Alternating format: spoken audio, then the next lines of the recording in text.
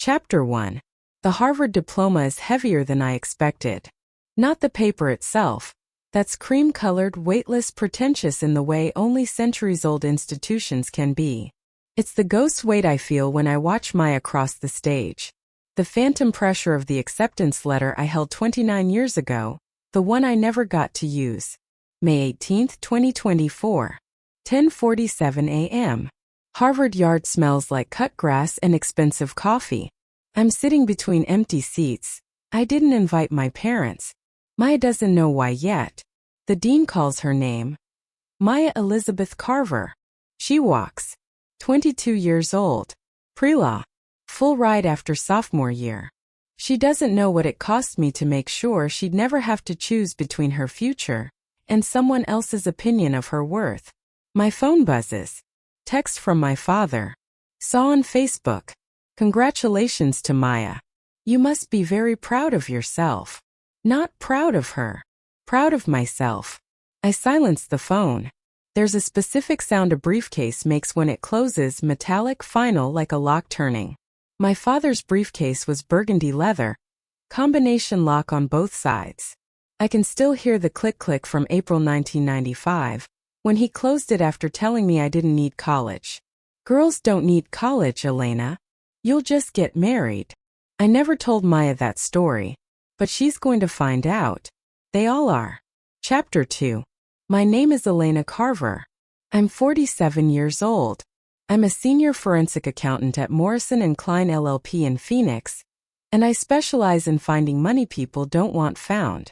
Estate fraud, hidden assets in divorce cases, trust fund manipulation, financial abuse disguised as family decisions. I've testified in 32 cases.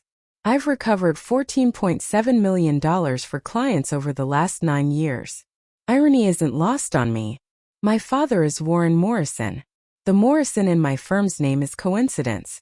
Founding partner Richard Morrison, no relation. But I've never changed it. I kept my maiden name hyphenated when I married, dropped it after my divorce, and somehow ended up working for a company that puts my father's name on every business card I hand out. Warren owned Morrison Auto Parts. 3 locations across Scottsdale, Arizona. Sold in 2008 for $1.2 million before the economy collapsed. He thinks that makes him a financial genius. He's spent the last 16 years explaining markets, investments, and real business to people who didn't ask. He's never once asked what I do for a living. Here's what I do. I unravel the paper trails of men like him. My day rate is $485 per hour. I hold a CPA, a CFE certified fraud examiner, and I'm credentialed in forensic analysis by the AICPA. I can read a trust document and find the clauses designed to punish. I can track asset transfers across state lines. I can take a 20-year-old bank statement and build a timeline that holds up in court. My father never thought I'd use those skills on him.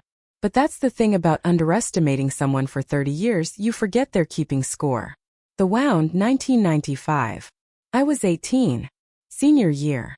4.1 GPA weighted, debate team captain, AP scholar. I applied to 7 schools. I got into 6. UC Berkeley was my first choice. Acceptance letter arrived April 4, 1995. Thick envelope. I cried in the driveway. Cost of attendance. $18,400 per year, in-state.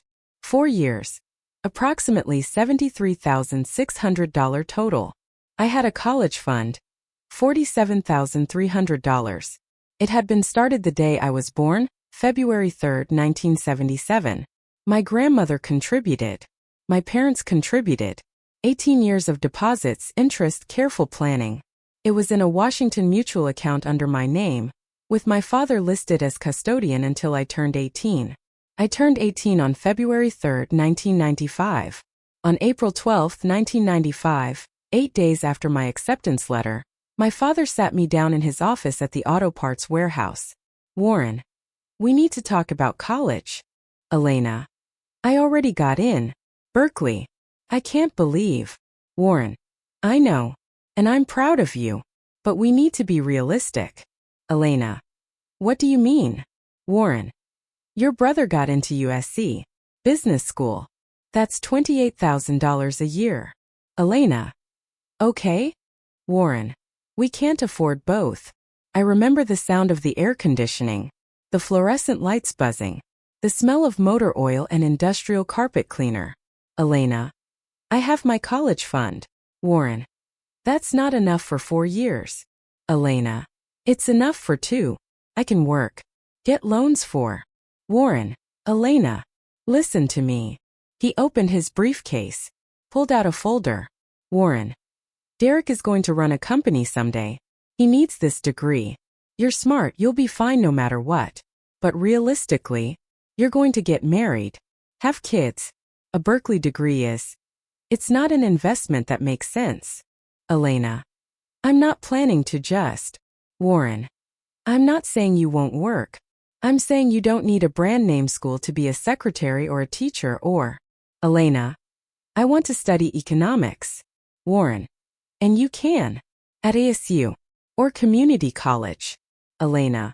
What about my fund? Silence. Warren. Derek needs it more. Elena. It's my fund. Warren. It's the family's fund. We saved it for education. I'm using it for education. Elena. For Derek. Warren. For the child who will actually use it. Click, click. The briefcase closed. I didn't cry. Not then. I went to Arizona Community College. I worked at Denny's, graveyard shift, $4.25 per hour plus tips. I did bookkeeping for a tax prep office during the day. I took classes at night. It took me 7 years to finish my bachelor's degree. My father gave Derek $47,300. Derek flunked out of USC junior year. Came home. Never finished his degree. He now manages a car dealership in Henderson, Nevada. Makes $68,000 a year plus commission. My father has never once mentioned the money. The weapon 2024. I make $240,000 a year, not including bonuses or expert witness fees. I bought my house in cash in 2019. I have $490,000 in retirement accounts. I paid for Maya's entire undergraduate education, $38,000 out of pocket after her scholarships, not including room and board. I didn't do this to prove anything.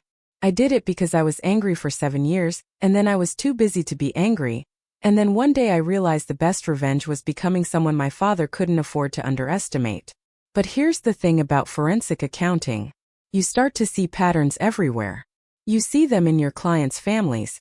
Fathers who manage their daughters' inheritances and somehow those accounts are always empty. Mothers who co-sign loans and suddenly their credit is destroyed. Siblings who borrow and never pay back. You see the paper trails they leave. The excuses that don't match the timestamps. And eventually you see your own. I never looked at my father's finances. Felt too personal. Too vindictive. Until Maya asked me why I didn't go to Berkeley. Until my father toasted her Harvard graduation with a backhanded insult about my indulgence. Until I went home and opened the file I've kept for 23 years. The one I told myself was foreclosure. And realized I'd been building a case this entire time. I just hadn't known I'd need it. Chapter 3. My father doesn't apologize. He corrects your memory of what happened. My mother doesn't defend. She manages your expectations of what you deserved. My brother doesn't acknowledge. He reframes your pain as jealousy.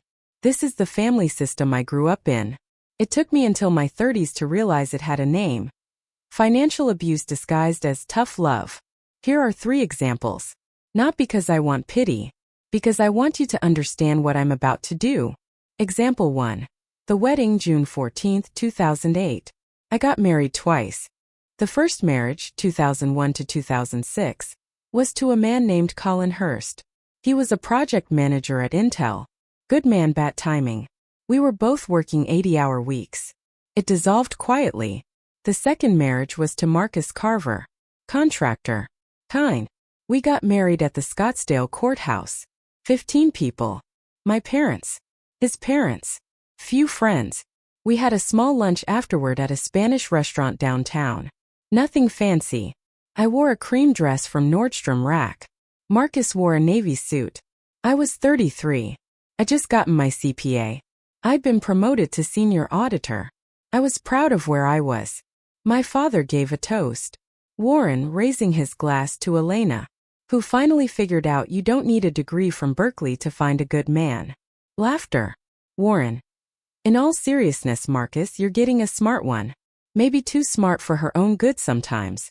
But Elena's always had something to prove, haven't you, sweetheart? I smiled. I didn't correct him. Warren. She's got all these letters after her name now. CPA. CFE. What's next, L? PhD. Marcus, trying to help. She worked really hard for those. Warren. Oh, I know. And I'm proud. But Derek's pulling mid-six figures in sales, and he didn't need to spend 7 years in night school to do it. Elena. Derek's on a 1099 with no benefits, Dad. I audited car dealerships last month. I know what franchise managers actually make. His smile tightened. Warren. Always so smart. That's why you're on husband number 2. My mother laughed. Not loudly. Just enough to signal agreement. Marcus looked at me. I shook my head slightly. Don't. I've replayed that moment 1,000 times. Not because it was the worst thing he ever said, but because my mother laughed. Example 2. The loan, September 2012. My father called on a Thursday. I was at work, reviewing a fraud case involving a real estate partnership. Warren. Elena. I need a favor. Elena. What's going on? Warren. I have an investment opportunity. I need $18,000. Short term. I'll pay you back in 60 days. Elena. What's the investment? Warren. Commercial real estate. Strip mall in Tempe. I'm going in with a group. Elena. Who's the group? Warren. You wouldn't know them. Elena. Dad, I'm a forensic accountant. I literally evaluate investment structures for a living. Send me the prospectus. Warren, irritated. Jesus, Elena. I don't need you to audit me. I need $18,000. Elena. Why not get a loan? Warren. Because I'm asking my daughter. I gave you a roof over your head for 18 years. You're telling me you can't help me out. Silence. I wired the money the next day. What actually happened? Derek's wife, Shauna, wanted to open a car detailing business. She'd taken a course online. She had a business plan that was 10 PowerPoint slides and a Canva logo. My father gave her $18,000 of my money. The business lasted 4 months. I found out 2 years later when Derek mentioned it at Thanksgiving. Casually, like it was funny. Derek. Remember Shauna's detailing thing? What a disaster. Elena. That was her business? The one Dad invested in. Derek. Yeah. Why? Elena. He told me it was a strip mall. Derek, laughing. Oh, yeah. He probably didn't want you to say no. Elena. He lied. Derek. He simplified. I never got the $18,000 back. When I brought it up once my father said, Warren. I don't remember agreeing to a repayment plan. You offered to help. Example 3. Maya's acceptance, December 12, 2020. Maya got into Harvard early action. Full need-based financial aid didn't kick in until sophomore year. But we'd saved. I'd been putting aside $1,200 a month since she was born. I called my parents. Elena. Maya got into Harvard. Patricia. Oh my God. That's wonderful. Warren, in background. How much is that going to cost? Patricia. Warren. Warren, taking the phone. Elena. How much? Elena. We're fine. I've been saving. Warren. You know she could go to ASU for free. National merit, right? Elena. She wants Harvard. Warren. And you want to bankrupt yourself so you can put a bumper sticker on your car. Elena. I'm not bankrupting myself. We planned for this. Warren. Must be nice. Throwing money away on brand names. Derek's kids are going to state schools. They'll graduate without debt. Not drowning in liberal brainwashing. Patricia, muffled. Warren, don't. Warren. I'm just saying. Pride comes before a fall. Elena. You've spent your whole life trying to prove you're smarter than everyone. Maybe let your daughter make her own choices. Elena. This is her choice. Warren. Is it? Or is it yours? I hung up. I didn't speak to him for 3 months. When I finally did, he acted like nothing had happened. The pattern. Do you see it? Every achievement I had was reframed as compensating for something, trying to prove something, doing it for attention. Every financial decision I made was wasteful, emotional, less legitimate than Derek's. Every time I defended myself, I was too sensitive, too smart for my own good, unable to let things go. This is what covert financial abuse looks like in families. It's not hitting. It's not screaming. It's the slow surgical message that you are not worth investing in. And when you succeed anyway, they take credit for your resilience. Warren at a family dinner 2018. I always knew Elena would be fine. She's a survivor. Doesn't need anyone's help. As if surviving his neglect was a compliment. June 2, 2024. I should have seen it coming. But you never really do. Chapter 4. June 2, 2024. 6 p.m. My father's house in Scottsdale looks exactly the same as it did in 1995. Beige stucco. Terracotta roof. Desert landscaping with 3 saguaro cacti that were already ancient when I was a child. The driveway still has the crack shaped like a lightning bolt where I learned to rollerblade. I haven't been here in 8 months. Maya is in the passenger seat, scrolling her phone. She's been home from Harvard for 2 weeks. Summer internship at a civil rights law firm starts Monday. Maya. Do we have to do this? Elena. It's your graduation dinner. Grandma insisted. Maya. You hate being here. Elena. I don't hate it. Maya. Mom. Elena. I tolerate it in small doses. She smiles. Puts her phone away. Maya. 2 hours max? Elena. 90 minutes. Maya. Deal. We get out. I'm holding a bottle of wine I bought at Target. $14.99, because I'm not wasting good wine on this. Maya has a bouquet of grocery store flowers for my mother. The door opens before we knock. Patricia. There she is. Our Harvard girl. My mother hugs Maya. Tight. Genuine. Patricia Morrison is 72, thin, with gray hair she's stopped dyeing. She's wearing linen pants and a floral blouse. She smells like Chanel No. 5 and anxiety. Patricia, to me Elena. You look tired. Elena. Thanks, Mom. Patricia. I just mean, are you sleeping enough? Elena. I'm fine. We walk inside. The house smells like roasted chicken and something cinnamon. The walls are covered in family photos. Derek's kids at various ages, a few of Maya. One of me from high school that I've asked her to take down 6 times. Derek is already in the living room. He's 45, balding, wearing a polo shirt with a car dealership logo. His wife Shauna is next to him, blonde, tan, yoga instructor energy. Their 2 kids, Ethan 17 and Bree 15, are on their phones. Derek. There's the Ivy Leaguer. Maya. Hi, Uncle Derek. He hugs her. Shauna hugs her. The cousins nod without looking up. My father walks in from the kitchen. Warren Morrison is 74. Still over 6 feet. Still broad-shouldered. Hair completely white now but thick. He's wearing khakis and a button-down. He looks like every retired small business owner who's ever explained Bitcoin to a waitress. Warren. Maya. Congratulations. He hugs her. She hugs back, but I see the stiffness. Warren, to me Elena. Elena. Dad. No hug. 6:47 p.m. Dinner. We're sitting at the dining room table. The chicken is dry. The roasted vegetables are under-seasoned. My mother has never been a good cook, but no one says anything. Patricia.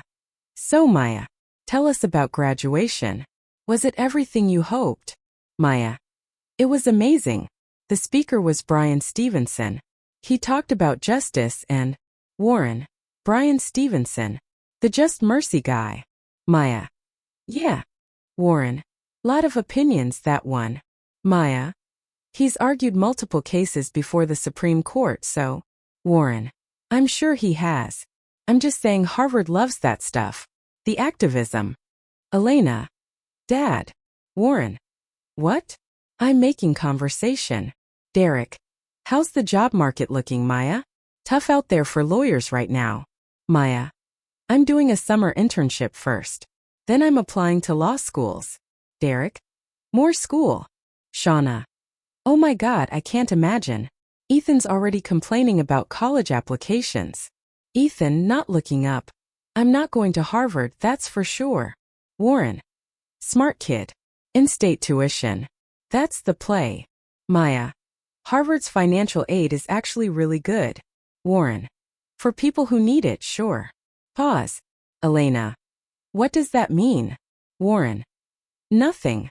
Just that some people have the luxury of not worrying about cost. Elena. I worried about cost every single day for 4 years. Warren. But you managed, didn't you? Elena. Because I planned. Warren, sipping wine must be nice. I feel Maya tense next to me. Patricia. Warren, let's not. Warren. I'm just saying. Not everyone can afford to throw money at brand names. Derek. Dad's got a point, Al. You've always been a little intense about the optics. Elena. Optics. Derek. Yeah, like we get it. You're successful. But you don't have to prove it with. Elena. With what? My daughter's education. Derek. With a $250,000 degree. Maya. It wasn't $250,000. Warren. It's close enough. Your mom loves making statements. Elena. What statement am I making? Warren. That you're better than the rest of us. Silence. Elena. I have never said that. Warren. You don't have to. It's in everything you do. Patricia. Warren. Warren standing, raising his wine glass. You know what? Let's toast. To Maya. Harvard graduate. Must be nice to have a mother who could afford to indulge her. I feel the air leave the room.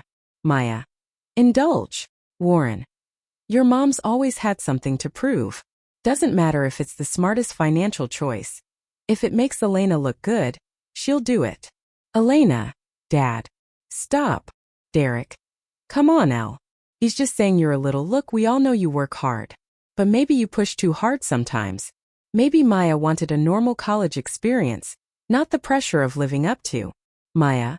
I chose Harvard. Derek. Sure. But did you feel like you could choose anything else? Elena, voice low. Derek. Stop talking. Warren. See? Can't even have an honest conversation without Elena shutting it down. Elena. This isn't honest. This is you rewriting history so you feel better about yourself. Warren. What the hell does that mean? Elena. It means you've spent 30 years pretending you did right by me when you didn't. Patricia. Elena, please. Warren. I gave you everything. Elena. You gave me nothing. Derek. Jesus Christ, here we go. Warren. I put a roof over your head. Food on the table. I paid for your childhood. Elena. That's called parenting. You don't get a medal for the bare minimum. Warren, face red. You are the most ungrateful. Maya, standing. Why didn't Mom go to Berkeley? Everyone stops. Maya. Mom told me she got in. Full acceptance. But she went to community college instead. Why? Silence. Patricia. Maya, this isn't. Maya, to me, Mom. I look at my father. He's staring at me. Daring me. Elena. Because Grandpa took my college fund and gave it to Derek. The words come out calm. Surgical. Derek. That is a fucking lie. Maya. What? Elena. I was accepted to UC Berkeley in April 1995. I had $47,300 in a college fund. Money that had been saved since I was born. Your grandfather told me girls don't need college. He withdrew the entire balance and paid for Derek's tuition at USC. Warren. That is not how it happened. Maya, looking at Derek. You went to USC? Derek. For 2 years, yeah, but... Maya. You didn't graduate? Derek. That's not the fucking point. Elena. The point is your grandfather decided I wasn't worth investing in. Warren. I made a business decision for the family. Elena. You made a decision that I was less valuable than my brother. Patricia. Elena, you're twisting this. Elena. How am I twisting it, Mom? You were there. You watched him do it. Did you say anything? Patricia. It was more complicated than. Elena. Did you say anything? Silence. Maya, voice shaking. You let him steal her future? Warren. I didn't steal anything. That money was mine. I saved it, I decided how to use it, and I used it on the child who would actually benefit from. Maya. She got into Berkeley. Warren. And she got married. She didn't need it. Maya. She got married 3 years later. Warren. And then she got divorced. And married again. And now she's alone, pouring everything into you so she can feel like she didn't waste her life proving a point. I stand up.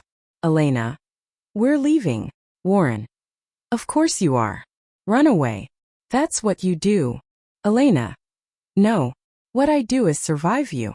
Derek. God, you are so fucking dramatic. This was 30 years ago. Let it go. Elena. You're right. I pick up my purse. Elena. It was 30 years ago. And I did let it go. I let it go every time you called my career cute. Every time you said I was compensating for something. Every time you made me feel like my accomplishments were character flaws. Warren. That's not what I. Elena. I let it go when you lied to me about the $18,000 investment that you gave to Derek's wife. I let it go when you told me I was bankrupting myself to send Maya to Harvard. I let it go when you toasted her graduation by calling it my indulgence. Warren. Why are you bringing this up now? Elena. Because my daughter asked me a question. And she deserves the truth. Patricia. Elena, please. This is a family dinner. Elena. No. This is a performance where I'm supposed to pretend you didn't damage me. I look at Maya. Elena. Get your things. She doesn't argue. Warren. You walk out that door, don't come back. Elena. Good. Derek. You're really going to blow up the family over something that happened when you were 18? I stop at the door. Elena. I'm not blowing up the family, Derek. I'm just stopping pretending it was ever whole. We leave. 8:23 p.m. The car. Maya's silent for 11 minutes. We're on the I-10 heading back to my house in Phoenix. The sun is setting. The sky is orange and purple. Maya. Is that true? All of it. Elena. Yes. Maya. He stole $47,000 from you. Elena. $47,300. Maya. And Grandma just let him? Elena. Yes. Maya. Why didn't you tell me? Elena. Because I didn't want you to carry it. Maya. I had a right to know. Elena. You're right. I'm sorry. She's quiet for another mile. Maya. I don't want to see them again. Elena. You don't have to. Maya. I mean ever. I glance at her. She's crying. Elena. Maya. Maya. He made you feel like you weren't worth anything. And then he acted like you were the problem for succeeding anyway. That's Mom, that's abuse. I pull over. We're on the shoulder of the freeway. Cars rushing past. I turn to her. Elena. It took me a very long time to call it that. Maya. How did you survive them?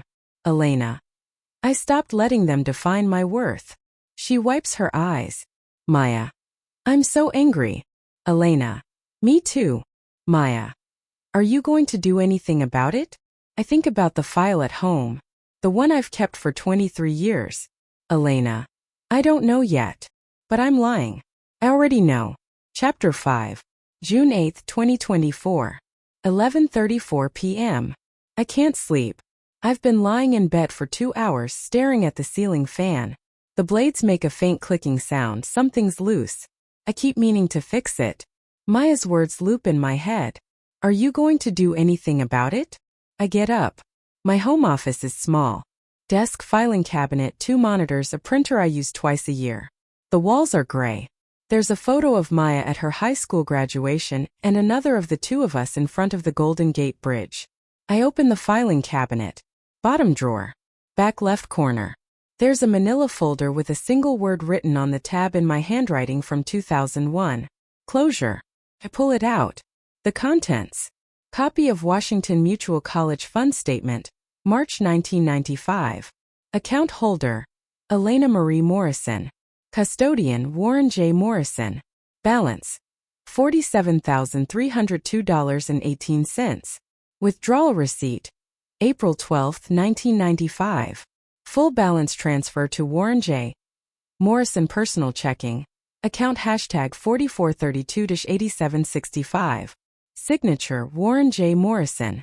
Memo line. Education expenses. USC tuition payment record. July 1995. Student. Derek Allen Morrison. Amount. $22,180. Fall plus spring year 1. Paid from Warren J. Morrison checking account. Handwritten note from Patricia Morrison. Postmarked February 2003. Written on floral stationery. Full text. Elena, I know you're still hurt about the college situation. Your father was trying to do right by both of you. He thought Derek needed the structure of a university, and that you were resourceful enough to find your own way. He wasn't wrong. Look at you now. Please forgive him. He won't ask, but I'm asking. Mom. I read the note 3 times. He thought Derek needed the structure. Derek flunked out. You were resourceful enough to find your own way. Translation. You were strong enough to be neglected. I'd put this file together in 2001, during my first marriage. I was in therapy. My therapist suggested I document what happened, not to use it, just to validate my own memory. I never showed it to anyone. I put it in a drawer and told myself it was over. But here's the thing about being a forensic accountant. You never stop building cases, even when you don't know you're doing it. 11:52 p.m. I open my laptop. I pull up LexisNexis, professional account, unlimited searches. I use it for client work, background checks, asset searches, corporate filings. I've never used it on my own family. Until now. Search 1. Warren James Morrison, DOB March 15, 1950, Scottsdale, Arizona. Results. Primary residence. 4721, East Desert Cove Avenue, Scottsdale, Arizona, 85254. Purchase date. June 12, 1988. Purchase price. $138,000. Current estimated value. $580,000. Mortgage. $0. Paid off February 2004. Owners. Warren J. Morrison and Patricia L. Morrison, joint tenancy. Vehicle registrations. 2019 Toyota Highlander Warren. 2021 Honda CR-V Patricia. Business filings. Morrison Auto Parts LLC. Dissolved December 2008. Sale price. $1,200,000. Public record. Business sale filing. Civil filings. None. Liens/judgments. None. He's clean. Financially comfortable. Not wealthy but stable. 12:08 a.m. I switched databases. I log into my firm's investment research platform, normally used for tracking hidden assets in divorce cases. I shouldn't use this for personal reasons, but I do. Search 2 financial accounts. Warren J. Morrison. This is where it gets murky. I can't access account balances without a subpoena, but I can see institutions where accounts are registered if they've been disclosed in certain filings. Estate documents, tax liens, court records. Nothing comes up. He's either very private or very careful. 12:34 a.m. I try a different angle. Search 3 estate documents. Warren J. Morrison, Maricopa County. Public record. Anyone can access these. I find it. Document. Declaration of Revocable Living Trust. Date filed March 18, 2019. Grantors. Warren James Morrison and Patricia Lynn Morrison. Trustee Warren James Morrison. Successor Trustee Derek Allen Morrison. I request a copy. It costs $12. I pay with my credit card. The PDF downloads instantly.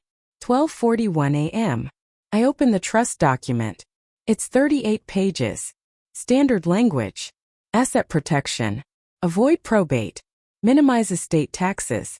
I skip to Section 7. Distribution of assets. Upon the death of both grantors, the trustee shall distribute the trust estate as follows. A. To Derek Allen Morrison. 60% of the residual estate. B. To Elena Marie Morrison Carver. 40% of the residual estate. I stare at the screen. 60/40ths. Not 50/50ths. I keep reading. Section 9. Conditions of distribution. Distribution to Elena Marie Morrison Carver is contingent upon the following. One beneficiary must provide written acknowledgement that all financial decisions made by grantors during beneficiary's minority were made in good faith and in the best interest of the family unit. Two beneficiary must execute a release of claims, waiving any right to contest prior asset distributions, gifts, or financial support provided to other family members. 3. Failure to satisfy conditions 1 and 2 within 90 days of grantor's death will result in forfeiture of beneficiary's share, which shall be redistributed to Derek Allen Morrison. I read it again and again. Translation: if I want my inheritance, I have to sign a document saying my father did nothing wrong. I have to legally agree that stealing my college fund was in the best interest of the family. And if I don't sign within 90 days of his death, Derek gets everything. 12:58 a.m. My hands are shaking. I keep scrolling. Appendix C. Promissory notes and outstanding obligations. There's a scan document. Handwritten. Dated April 12, 1995. Promissory note. I, Derek Allen Morrison, acknowledge receipt of $47,300 from Warren J. Morrison for the purpose of educational expenses. I agree to repay this amount upon 1. Sale of business, or 2. Receipt of inheritance, whichever occurs first. Signed, Derek A. Morrison. Date: April 12, 1995. He signed a promissory note. The same day my father withdrew my college fund. Derek was supposed to pay it back. He never did. 1:14 a.m. I do the math.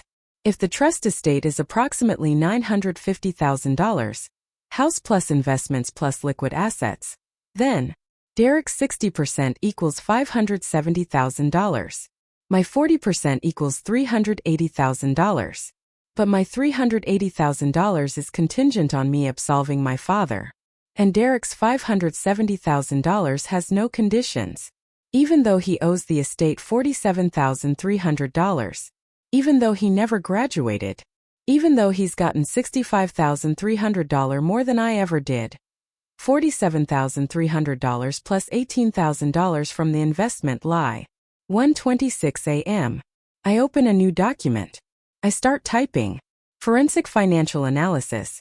Morrison Family Asset Distribution, 1995 to 2024. I work until 4 a.m. The report summary.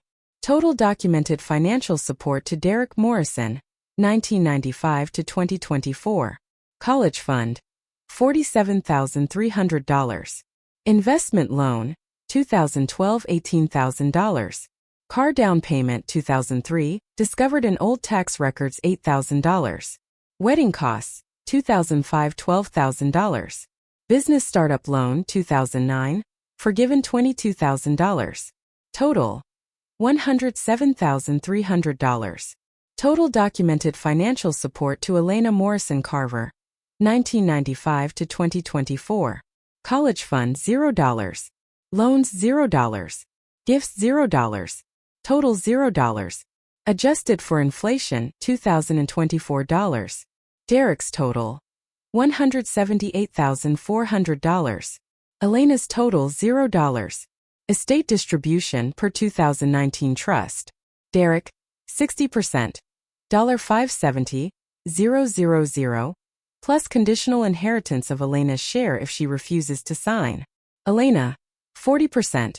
$380,000. Contingent on waiving all claims. Net lifetime financial advantage to Derek Morrison. $748,400. 4:17 a.m. I close the laptop. I sit in the dark. Maya's door opens down the hall. Maya, Mom? You okay? Elena. Yeah, just working. Maya. It's 4 in the morning. Elena. I know. Go back to bed. She pads into my office. Sits in the chair across from me. Maya. What are you working on? I look at her. Elena. A case. Maya. Whose? I don't answer. She looks at the screen. Sees the trust document still open. Maya. Is that Grandpa's trust? Elena. Yes. Maya. Why are you? She stops. She reads the screen. Maya, quietly. He made your inheritance conditional. Elena. Yes. Maya. You have to say he did nothing wrong, or you lose everything. Elena. Yes. Maya. That's Mom, that's evil. I closed the laptop. Elena. It's legal. Maya. It's fucked up. Elena. Both things can be true. She stares at me. Maya. What are you going to do? I think about the promissory note, the forged good faith clause, the 30 years of compounding disrespect. Elena. I'm going to build a case. Maya. Against your own father? Elena. Against the man who's been stealing from me my entire life. Chapter 6. June 15, 2024. I don't call my father. I don't call Derek. I don't tell anyone except Maya. I work. The strategy, 3-phase containment. Phase 1. Complete documentation June 15 to July 1st. A case is only as strong as its paper trail. I spend the next 2 weeks building a forensic file that could survive a jury trial. Step 1. Historical financial records.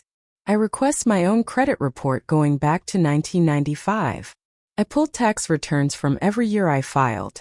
I dig through old emails, bank statements, anything I've kept. I find 1997 tax return. I claimed educational expenses. My father did not claim me as a dependent because I was financially independent. This contradicts his narrative that he supported me. 2001 email exchange.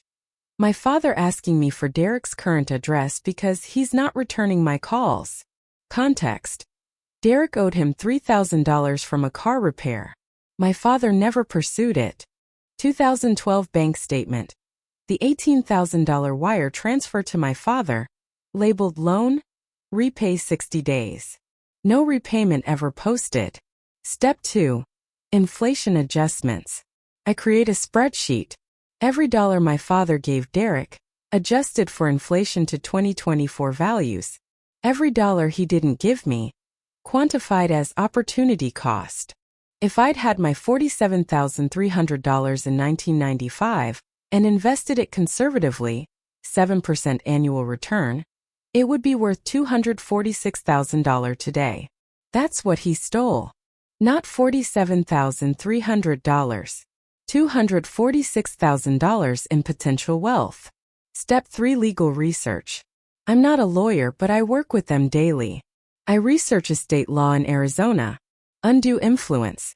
A trust can be contested if the grantor was coerced or manipulated. Fraudulent transfer. If assets in the trust were obtained through fraud, e.g. stolen funds, beneficiaries can challenge. Breach of fiduciary duty. A custodian of a minor's account has a legal duty to act in the minor's best interest. The college fund was in my name. My father was the custodian. He had a fiduciary duty. He breached it. June 28, 2024. I compile everything into a single binder. 127 pages. Indexed. Cross-referenced. Annotated with case law. I title it, Morrison Family Trust. Financial history and grounds for contest. I put it in my safe.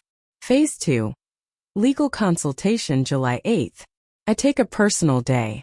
I meet with Diane Rothman at 9 a.m. Diane is 62, senior partner at Rothman & Coles.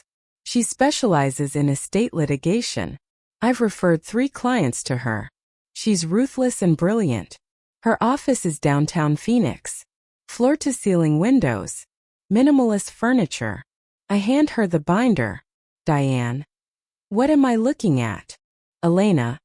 A trust contest. Diane. Whose trust? Elena. My father's. She pauses. Diane. Elena. You're a professional. You know how ugly this gets. Elena. I do. Diane. Family law is different when it's your family. Elena. I'm aware. She opens the binder. She reads for 40 minutes. I don't interrupt. Finally. Diane. This codicil is coercive. Possibly unconscionable. Elena. Can I challenge it? Diane. You can. But you'd need to prove he added it with the intent to punish you, not protect the estate. Elena. The entire trust is punitive. I'm getting 40% for no stated reason. Derek's getting 60% despite owing the estate $47,300. Diane? The promissory note helps. But it's old. Statute of limitations. Elena. The trust was created in 2019. The note is referenced in the trust as an outstanding obligation. That refreshes the timeline. She smiles. Diane? You've been thinking about this. Elena. For 2 weeks. Diane. What do you want? Elena. I want what I'm owed. Adjusted for inflation.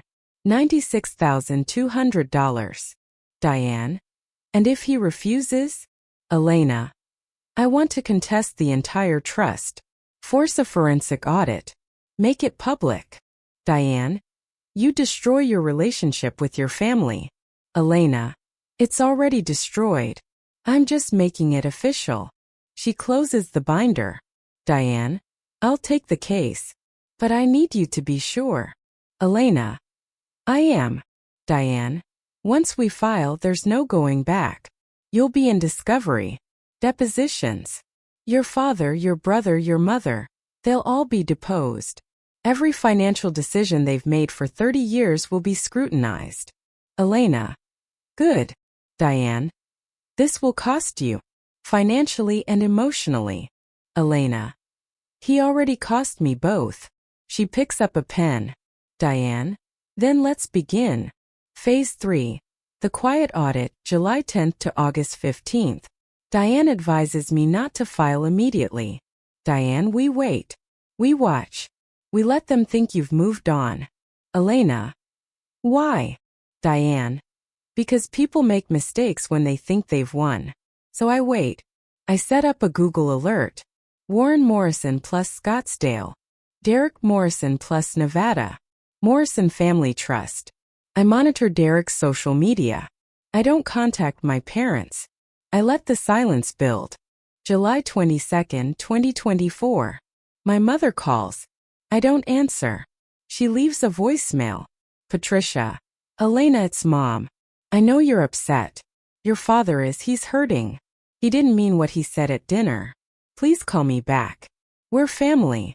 I delete it. August 3, 2024. Derek sends a text. Derek. Dad's birthday is next week. You coming? I don't respond. August 16, 2024. 7:42 p.m. Derek posts on Facebook. Big news coming soon. New business venture with Dad. Morrison legacy continues. Automobile fire. I screenshot it. I text Diane. Elena. They're moving assets. Filing a new business. Diane. Perfect. Let them. August 17, 2024. I do a business entity search in Arizona and Nevada.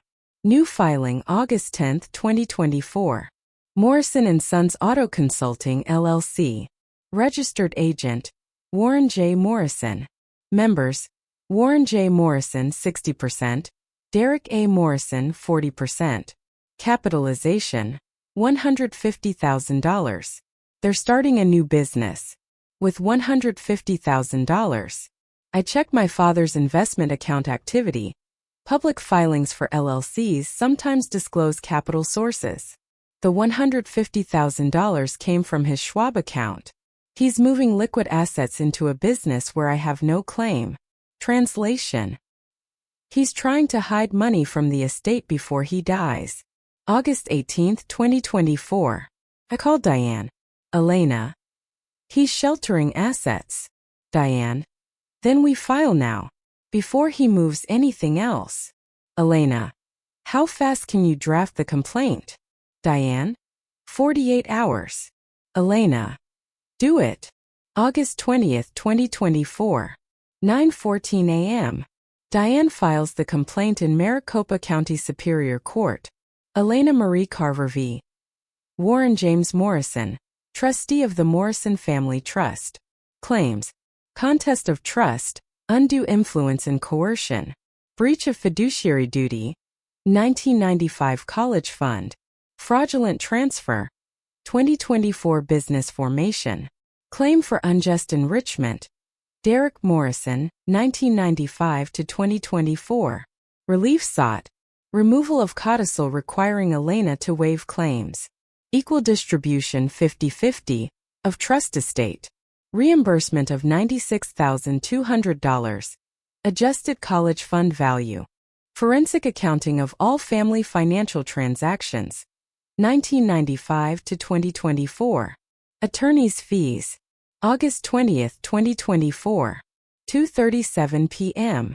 A process server delivers the complaint to my father's home. My phone rings 20 minutes later. Warren Morrison. I don't answer.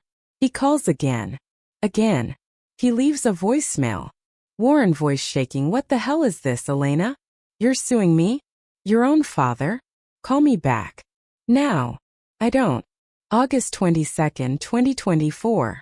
8:03 a.m. Derek calls. I answer. Derek. You're out of your fucking mind. Elena. Good morning, Derek. Derek. Do you know what this is doing to Dad? He's 74 years old. You're going to give him a heart attack. Elena. He should have thought about that before he wrote a trust designed to humiliate me. Derek. It's a trust. It's his money. He can do whatever he wants with it. Elena. Not if it was funded with stolen assets. Derek. You're talking about something that happened 30 years ago. Elena. And he referenced it in a trust from 5 years ago. That makes it current. Derek. You're insane. Elena. No. I'm a forensic accountant. And I'm very, very good at my job. Derek. This is going to cost you everything. Elena. It already did. I hang up. Chapter 7. September 10, 2024. 10 a.m. Location. Conference Room 4B. Rothman and Coles LLP, Phoenix, Arizona. Present. Elena Carver. Diane Rothman, Elena's attorney. Warren Morrison. Patricia Morrison. Derek Morrison. Gary Fisk, Morrison family attorney. The room is cold. Overactive air conditioning. The table is glass. There's a pitcher of water no one touches. My father looks older than I've ever seen him. Gray. Thin. He won't make eye contact. My mother is crying quietly. Derek looks like he wants to flip the table. Gary Fisk. Let's begin. Miss Carver, your complaint alleges. Diane. We're not here to rehash the complaint. You've read it. We're here to discuss settlement. Gary. My client disputes every allegation. Diane. Your client created a trust that conditionally disinherits my client unless she signs a liability waiver. That's textbook coercion. Gary. That's estate planning. Diane. It's punitive. And the court will see it that way. Warren finally speaking. I didn't do this to punish you. Elena. Then why did you do it? Warren. To protect the family. Elena. From me. Warren. From conflict. I knew you'd make this about the college fund. Elena. Because you stole it. Warren. I didn't steal anything. It was MY money. Diane. It was in Elena's name. You were the custodian. You had a fiduciary duty. Gary. There's no case law in Arizona that. Diane. There's precedent in 12 other states. I'll cite them if we go to trial. Patricia. Please. Can we talk like a family? Elena. We're not a family, Mom. We're a corporation. And I'm auditing the books. Derek. Jesus Christ, Elena. Elena, to Derek. You owe the estate $47,300. Per the promissory note you signed in 1995. Derek. That was forgiven.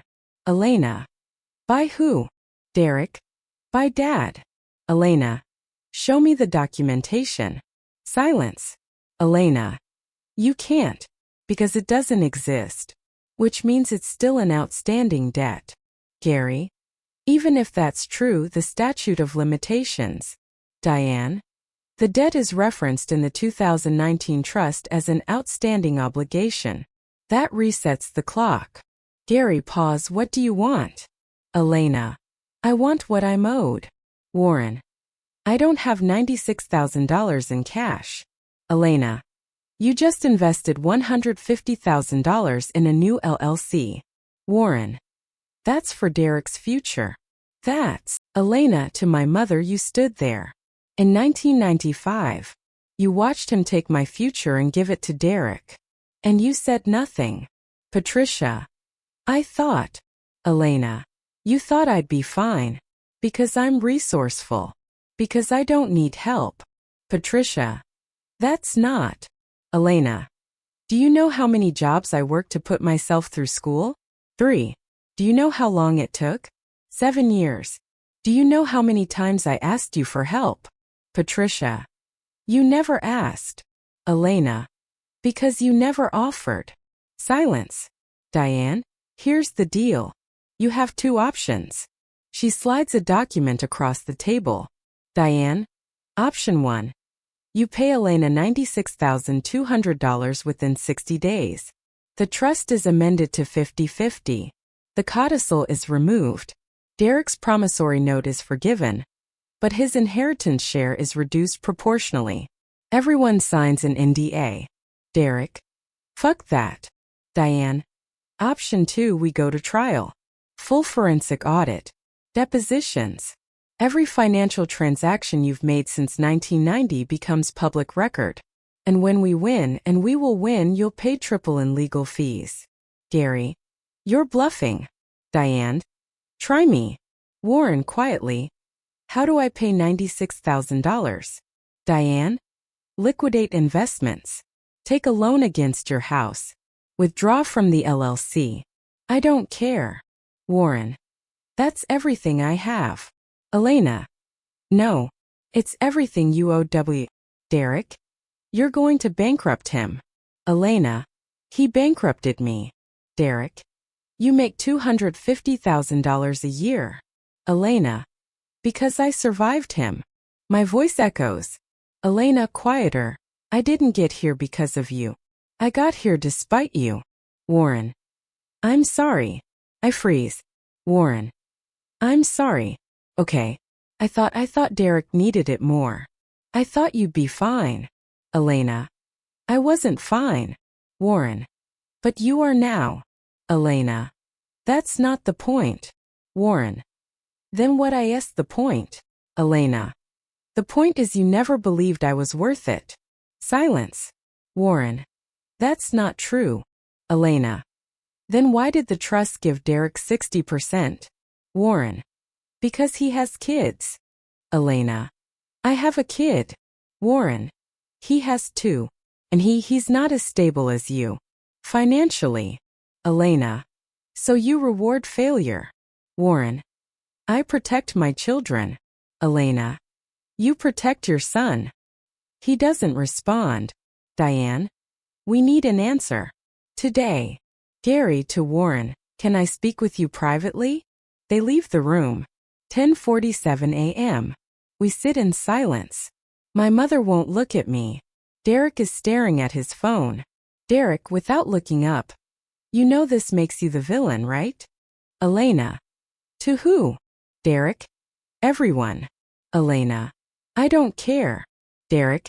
Yes, you do. You've always cared. Elena. Not anymore. He finally looks at me. Derek. Was it worth it? Destroying the family. Elena. I didn't destroy it. I just stopped pretending it existed. 11:04 a.m. Warren and Gary return. Gary. We'll take option 1. With modifications. Diane.